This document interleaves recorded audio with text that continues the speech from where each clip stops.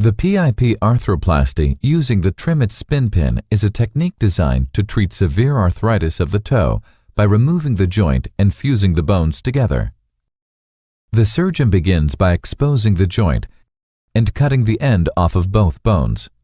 This exposes the fresh bleeding bone and allows the bones to heal together, eliminating the joint.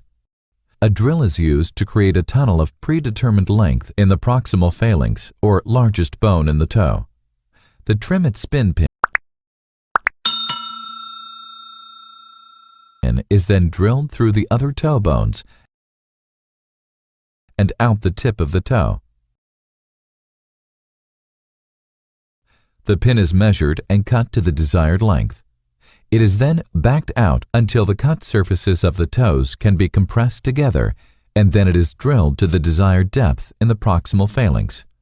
The bones of the toe will then heal together, eliminating a joint between them and eliminating arthritis pain.